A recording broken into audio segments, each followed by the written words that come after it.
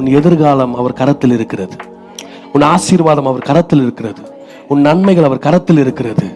ஆனா அவருடைய வசனத்தை செய்வதற்கு பலன் கொள். அவர் வசனத்தை நடப்பிப்பதற்கு திடன் கொள். ஆமேன். வசனத்தை புரட்டாதே. ஆமேன். ஸ்தோத்திரம். வசனத்தை செய்ய கீழ்ப்படிந்து அது ஒப்பு கொடுக்க திடன் கொள், பலன் கொள். உன் எதிர்காலத்தை அவர் ஸ்தோத்திரம் நடத்துவார். அதற்கும் பலன் கொள். ஆமேன். இந்த 2 காரியத்திற்காக 3 முறை சொல்றார். ஆமேன். பலன் கொண்டு திடமனதாயிரு. யோசுவா ஸ்தோத்திரம் யுத்தத்துக்கு பயப்படலங்க. யோசுவா யுத்தத்துக்கு பயப்படல. அதே போல எந்த 4 காரியங்கள் சொன்ன எதுக்குமே பயப்படல. ஆனா ஸ்தோத்திரம் வசனத்திலிருந்து விலகிடுவனோ இந்த பயம்.